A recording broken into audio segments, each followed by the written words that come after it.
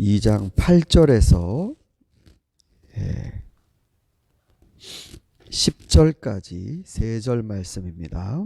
우리 한 목소리로 읽겠습니다. 또한 걸리는 돌과 넘어지게 하는 바위입니다. 그들이 걸려서 넘어지는 것은 말씀을 순종하지 않기 때문이며 또한 그렇게 되도록 정해 놓으셨기 때문입니다. 그러나 여러분은 택하심을 받은 족속이요 왕과 같은 제사장들이요 거룩한 민족이요 하나님의 소유가 된 백성입니다. 그래서 여러분을 어둠에서 불러내어 자기의 놀라운 빛 가운데로 인도하신 분의 업적을 여러분이 선포하는 것입니다. 여러분이 전에는 하나님의 백성이 아니었으나 지금은 하나님의 백성이요 전에는 자비를 입지 못한 사람이었으나 지금은 자비를 입은 사람입니다. 아멘. 예수님을 건축자들이 버린 돌, 사람들은 버렸으나 하나님이 택하신 모퉁이 돌이고 또 우리도 그렇게 쓸모 있는 그러한 사람들로 하나님의 신령한 집 가운데 사용되어져야 합니다. 이게 어제의 메시지였습니다. 그런데 주님이 이렇게 집 짓는데 꼭 필요하신 돌일 뿐만 아니라 걸려 넘어지는 돌이기도 하시다라고 말하고 있습니다. 이 예수님이 우리 산상수훈에서도 걸려 넘어지지 않도록 하라. 작은 자들이 걸려 넘어지지 않도록 하라. 이들이 걸려 넘어지면 하늘에서는 보통 큰 일이 나는 게 아닙니다. 만약에 네 손이, 네 발이 그렇게 걸려 넘어지게 하거든 아예 잘라버려라. 걸려 넘어진다는 걸 굉장히 심각하게 취급하셨습니다. 그런데 예수님 스스로가 이 세상의 시금석처럼 어느 누군가는 예수 그리스도의 말씀과 삶이 안 받아들여지고 통과가 안 되는 필터가 됩니다. 어떤 건 들어오고 어떤 건 통과가 됩니다. 여러분이 이 실감이 나실런지 모르겠지만 전 실감해 본 적이 몇 번 있습니다. 제가 그렇다고 이분들은 정말 구원받기 어렵겠다 이렇게 정죄하거나 그런 건 아닙니다만 안 받아들여져요. 못 믿어요. 병문안을 가고 기도하러 다시 찾아가서 기도하고 그래도 찾아오고 이런 건 좋아하시죠. 그런데 말씀을 이렇게 읽어드리면 안 받아들여집니다. 내가 영원히 주님과 함께 살 것이다. 이렇게 말씀을 드리면 그러니까 시편이죠. 시편 23편. 나보고 죽으라는 얘기냐. 이렇게 말씀하시고 모르겠습니다. 또 하나님께서 특별한 은혜를 주셔서 마음속에 울림이 또 나중에 있으셨는지 모르겠지만 이상하게 그 말씀이 그 길가에 떨어진 씨앗 같다라는 느낌처럼 그냥 이렇게 튕겨나가는 것 같습니다. 뭐가 이렇게 안 들어가는 느낌이 나고요. 그냥 족족 튕겨나가는 것 같아요. 튕겨나가요. 그런 걸 봤을 때 이게 참 이상하다. 참 이상하다. 똑같은 은혜와 똑같은 말씀과 똑같은 기도를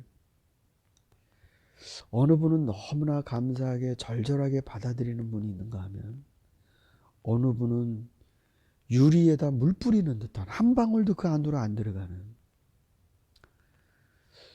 그리스도의 이 말씀이 시금석이다. 걸려 넘어지게 하는 돌도 된다. 라는 걸 이미 이 사도들의 시대에 베드로 사도도 역시 복음을 전하면서 실감을 했던 것 같습니다. 그러면서 하는 말이 두 가지로 나옵니다. 걸려 넘어지는 이유는 따라가지 못하기 때문이다. 순종이죠. 따라가지 못하기 때문이다. 자, 이거는 사람 입장에서 능동적으로 표현한 겁니다. 이 사람이 그리스도를 따라가지 못한다. 똑같은 말인데 하나님이 그렇게 정해 놓으셨기 때문이다 라고도 한 번 더 표현합니다. 그 사람이 받아들이지 않고 안 믿는 거, 그거를 동시에 하나님이 정해 놓으셨다 이렇게 얘기하고 있습니다. 근데 우리 성도들이 이 말씀에 좀 조심해야 됩니다. 그래서 여러분들이 몇 번 이렇게 해갖고 안 받아들여지고 그러니까 이분은 구원받기 틀렸나 보다, 하나님이 이렇게 정해 놓으셨나 보다, 그러시면 안 되고요. 그건 하나님이 하신 거고요. 우리가 해야 할 일은 또 그런 건 아니죠. 베드로나 바울이나 사도들이 복음을 전하는 일에 그런 사람들에게 발걸음을 더 이상 옮기지 않았게 딱 끊었겠습니까? 여기서 이렇게 하나님이 미리 정하셨다라는 말은 그 사람들에게 하는 말이 아니라 이 편지를 읽고 있는 사람들을 위해서 하는 말입니다. 무슨 뜻인가 하면 하나님이 선택해 놓으신 사람들이 있습니다. 그게 바로 여러분들입니다. 이 말을 하는 겁니다. 지금 이 편지를 받아보는 사람들은 어느 교회 사람들이냐면 저기 위에 그 유럽으로 넘어가기 바로 직전에 지금 터키 지방 그 지역에 교회들입니다. 갑바도기야, 본도, 비두니아, 그 베드로전서 1장에 나오는 교회들 있지 않습니까? 그 소아시아 지역이 복음을 전하기가 쉬운 곳이 아니에요. 그 가운데서 어려움을 겪으면서 그리스도를 믿는 사람들을 격려하고 이들을 붙들어 줘야 됩니다. 최전선입니다, 이게. 그러니까 이 사람들을 정말로 신앙으로 붙들어 주기 위해 바울도 그렇고 베드로도 그렇고 하나님이 당신들을 미리 정하셔서 택하셨습니다. 아니, 유대인들은 아브라함이 하나님 택함 받고 나는 또 그의 자식이고 이렇게 하고 선민 사상이 있다고요. 굉장히 강력합니다. 선민 사상이. 그에 못지않게 그리스도인들 역시 하나님이 택하셨다. 하나님이 미리 정하셨다.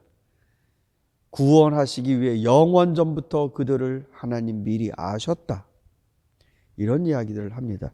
뒤 다음에 그대로 나와요. 여러분은 택하심을 받은 족속이요, 왕과 같은 제사장들이요, 거룩한 민족이요, 하나님의 소유가 된 백성입니다. 이 말들을 하는 이유는 여러분을 미리 정하시고 여러분을 미리 아신 분이 하나님이신데 여러분이 겪게 될 일을 당황하지 마십시오. 하나님이 깜빡 놓치고 계신 틈에 여러분이 그렇게 고생하시는 게 아닙니다. 우리는 이 세상의 이러한 고통도를 지나 그리스도께 이르도록 선택받은 사람들입니다. 그러며 우리들에게 여러분들은 어둠에서 불러내어 자기의 놀라운 빛 가운데로 인도하신 분의 업적을 선포하는 것이 바로 여러분을 택하신 이유입니다. 이게 유대인들의 선민사상과 좀 다른 것이죠. 우리는 택함을 받았는데 베드로 사도가 얘기할 때 우리가 택함 받은 이유는 우리를 어둠에서 건져내신 그분의 일을 선포하려고요. 사랑하는 성도 여러분, 생각해 보면 참 불가능할 것 같은 초대교회의 역사입니다. 예수님을 증거해야 하는데 예수님이 살아계시고 말씀하시고 하신 일을 증언해야 되는 사람은 딱 12입니다. 12. 그죠? 12명 사도가. 이 사람들이 예수님의 하신 일을 전하는데 이것이 들불처럼 번져나갑니다.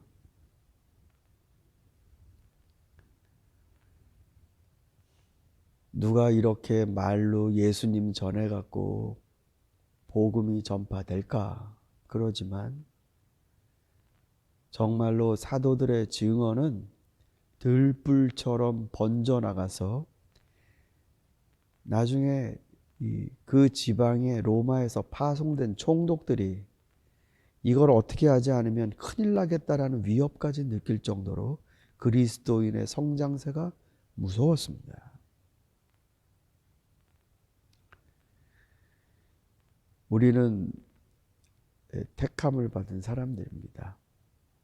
하나님이 저희들을 택하셔서 예수 그리스도의 일을 알리게 하시고 그 그리스도를 닮게 하시려고 지금 우리를 이 땅에서 지나가게 하고 계신 겁니다. 이 베드로 사도 표현에 의하면 나그네, 여기를 이렇게 지나가게 하신 겁니다. 어떤 분은 한국에서 지나가고 어떤 분은 호주에서 지나가고, 호주라 하더라도 시드니에서, 멜본에서, 퍼스에서, 브리스번에서, 골드코스트에서 어디가 됐든지 우리는 지금 그냥 이 땅에 머물 사람이 아니라 여기를 지나가는 사람들입니다.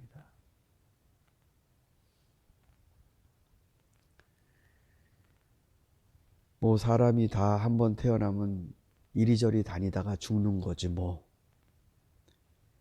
그런 정처 없이 지나가는 게 아니라 우린 여기를 지나가면서 하나님께로 가는데 여기서 우리들이 해야 할 일은 그리스도를 선포하는 것입니다. 예수 그리스도를 말로만 선포하는 게 아닙니다. 뒤이어서 나오는 말씀이 그 부분을 자세히 설명하지만 여러분, 우리는 이 땅에 이렇게 지나가면서 그리스도께서 어둠에서 빛으로 옮겨주신 것을 나타내며 살아야 되는 사람들입니다. 그러니까 여러분이 어디를 이주하시건 간에 혹은 어디를 여행 가시든 간에 등불이 움직인다라고 생각하십시오. 등불이 움직인다.